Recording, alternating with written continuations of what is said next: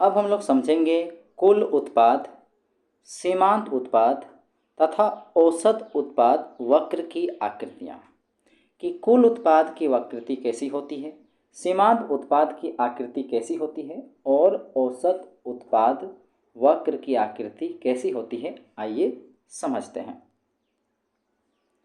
अन्य आगतों को स्थिर रखते हुए एक आगत की मात्रा में वृद्धि। देखिए, सिर्फ एक आगत को परिवर्तित कर रहे हैं, एक आगत को सिर्फ बढ़ा रहे हैं और अन्य आगत जो हैं उन्हें स्थिर रखा जा रहा है। तो जब अन्य आगतों को स्थिर रखा जाता है और केवल एक आगत की मात्रा में वृद्धि करते हैं, तब इसके परिणाम स्वरूप क्या होता है, सामान्यतः देखने को मिलता है कि निर्गत में वृद्धि होती है। देखिए, अन्य आगतों को स्थिर रखते हैं और केवल एक आगत में वृद्धि करते हैं, तो ऐसी स्थिति में क्या होता है, निर्गत में वृद्धि होती है।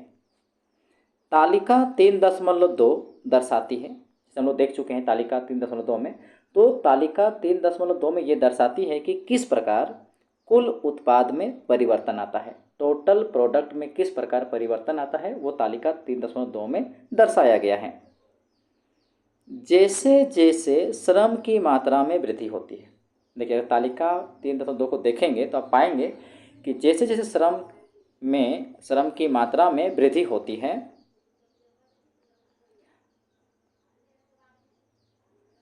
तो कुल उत्पादन में परिवर्तन आता है। मतलब वहाँ साफ साफ दिखाया गया है, पूरा स्पष्ट रूप से दिखाई पड़ रहा है कि उत्पाद में परिवर्तन आता है जैसे जैसे श्रम की मात्रा में वृद्धि होती है। आगत निर्गत समतल में, ये देखिए आगत और निर्गत, तो यहाँ आगत में श्रम को लिया गया है और ये निर्गत ये हुआ हो गया, तो इससे बनने वाला ये जो सतह हो गया, इसे ही कहा गया है आगत निर्गत समतल।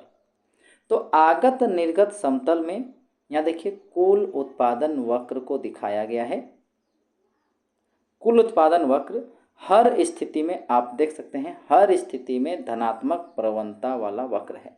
यहाँ पर धनात्मक प्रवणता वाला वक्र का मतलब होता है कि यहाँ जो ढाल है देखिए ऊपर की तरफ है, यहाँ जो वक्र है ऊपर की तरफ उठ रहा है, और जब कभी वक्र ऊपर की तरफ उठता है तो इसे ही धनात्मक प्रवणता कहते हैं, और इंग्लिश में इसे पॉजिटिव स्लोप कहते हैं। तो यहाँ पर जितने भी अभी यहाँ ग्राफ जो देखिए, यहाँ पर किसी भी बिंदु पर यहाँ देख रहे हैं तो ऊपर की तरफ उठ रहा है, इसलिए यहाँ पर जो है कह सकते हैं धनात्मक प्रवणता। मतलब आगत निर्गत समतल में जो उत्पाद वक्र को देख रहे हैं, कुल उत्पाद वक्र की जो स्थिति है, हर संभव क्या देख रहे हैं, धनात्मक प्रवणता वाला वक्र होता है।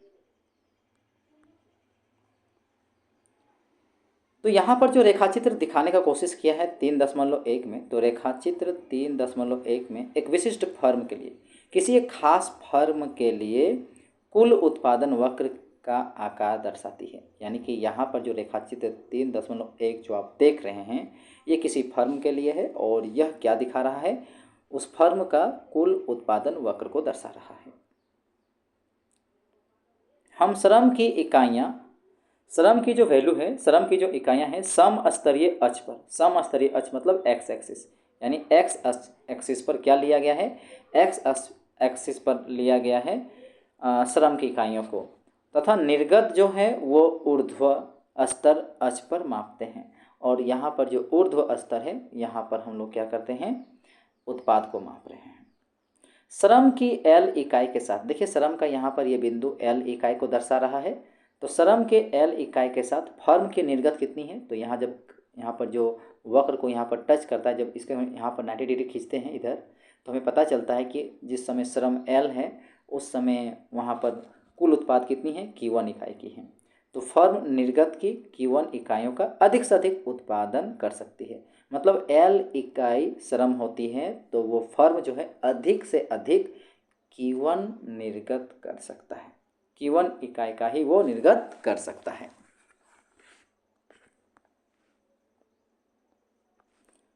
परिवर्ती अनुपात के नियम के अनुसार, अगर हम परिवर्ती अनुपात के नियम के अनुसार चलें तो यही पाएंगे कि एक आगत के सीमांत उत्पाद में आरंभ में वृद्धि होती है। हम लोग पिछले वीडियो में पढ़ चुके हैं या जान चुके हैं कि परिवर्ती अनुपात का नियम क्या कहता है कि एक आगत के सीमांत उत्पाद में आरंभ में वृद्धि होती है, इसके पश्चात प्रयोग के एक विशेष स्तर पर पहुंचकर जब ये वक्र एक सीमांत उत्पाद पहले धीरे धीरे बढ़ता है, किंतु एक निश्चित स्तर तक पहुंचने के बाद इसमें गिरावट आरंभ हो जाती है। इसे ही परिवर्ती अनुपात का नियम कहते हैं।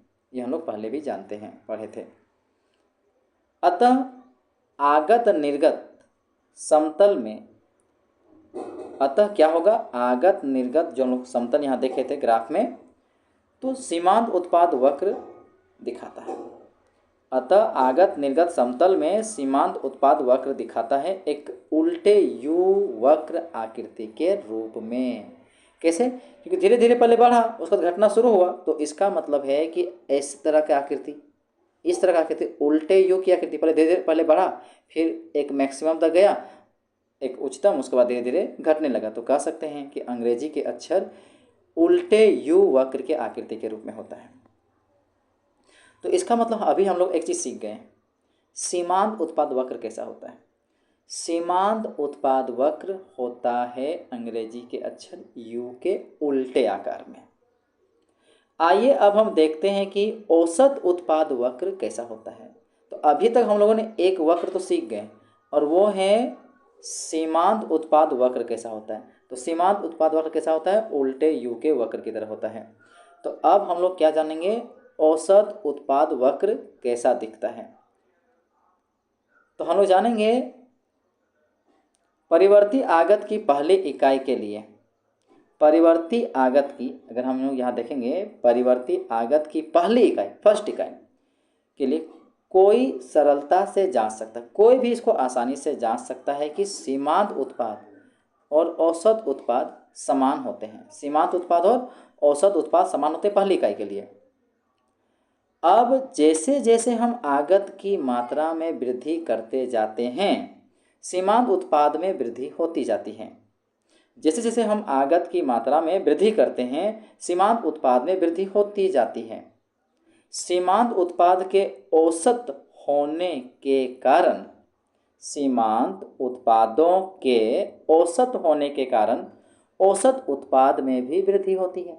जब सीमांत उत्पाद बढ़ता है तो उस समय औसत उत्पाद में भी वृद्धि होती है, परंतु सीमांत उत्पाद की तुलना में कम वृद्धि होती है। वृद्धि तो होती है, औसत उत्पाद में वृद्धि होती है, सीमांत उत्पाद में वृद्धि होती है प्रारंभ में, किंतु जिस हिसाब से सीमांत उत्पाद में वृद्धि होती है उस हिसाब से औसत उत्पाद में वृद्धि नहीं होती है, क्योंकि औसत उत्पाद में वृद्धि कम होती है। तब एक बिंदु के पश्चात, तब क्या होता है, एक बिंदु के पश्चात सीमांत उत्पाद में गिरावट आनी आरंभ हो जाती है।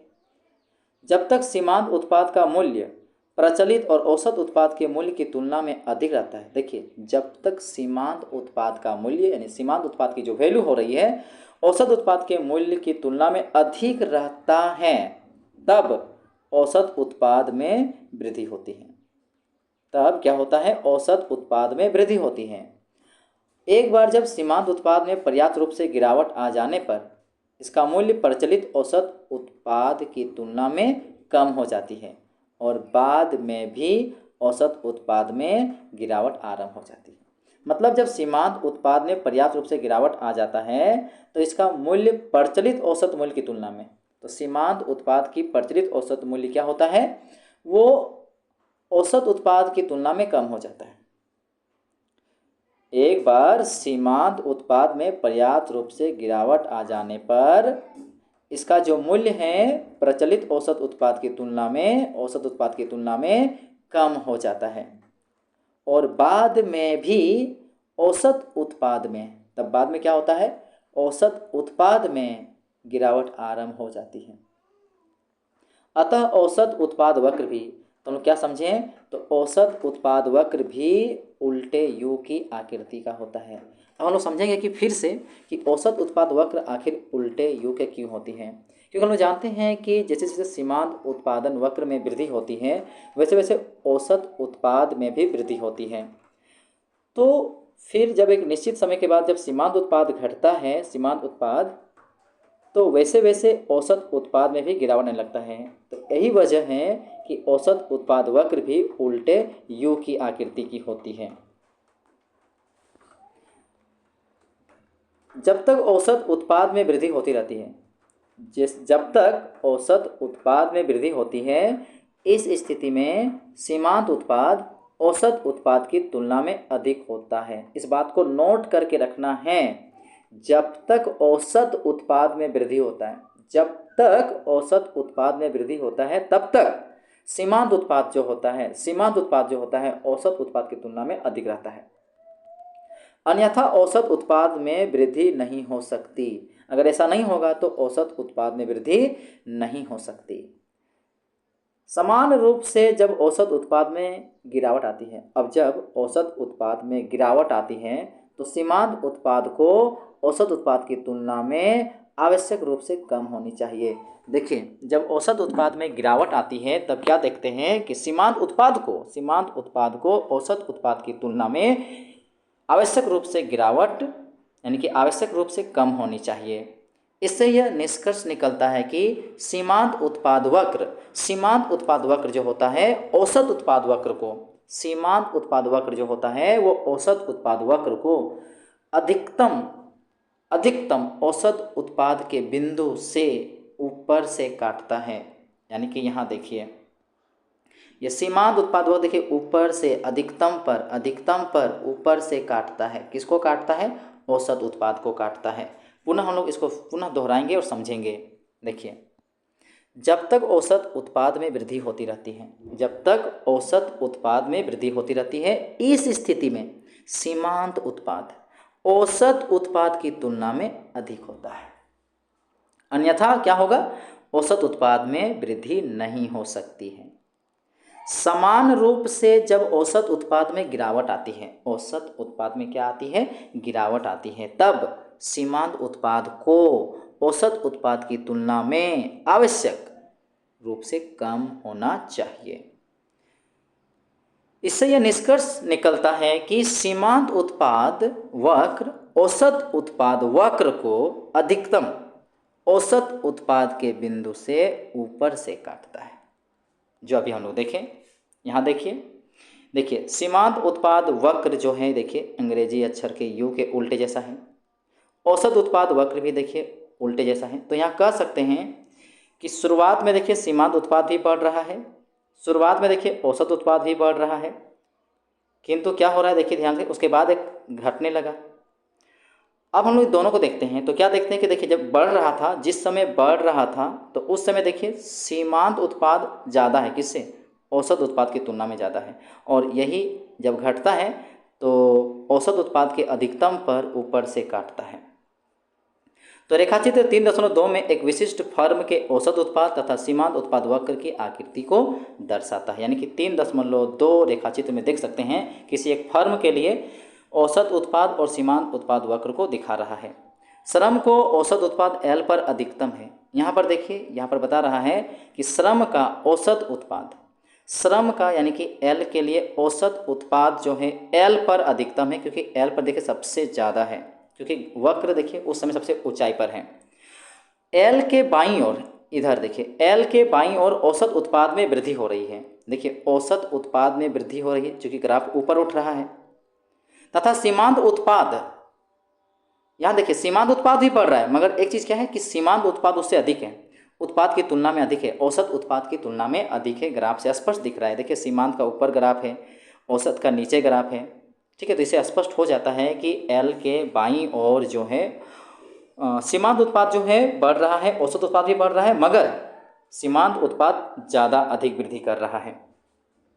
L के दाहिनी ओर क्या देखते हैं? इधर देखिए, L के दाहिने तरफ देखिए तो आप पाते हैं कि औसत उत्पाद में गिरावट आ रहा है। औसत उत्पाद में गिरावट आ रहा है तो यहाँ पर देखिए सीमांत में भी गिरावट आ रहा है, ठीक है। मगर एक चीज़ क्या देखते हैं कि यहाँ पर देखिए सीमांत उत्पाद ज़्यादा गिरावट है औसत उत्पाद की तुलना में, क्योंकि देखिए सीमांत उत्पाद का वक्र देखिए अंदर में है, उसके नीचे में है। तो वही चीज़ लिखा है कि L के दाहिनी ओर औसत उत्पाद में गिरावट आ रही है तथा सीमांत उत्पाद जो है औसत उत्पाद की तुलना में कम है। तो यहाँ पर अभी हम लोगों ने देखा कि किस प्रकार से सीमांत उत्पाद वक्र और औसत उत्पाद वक्र एक दूसरे से संबंधित है।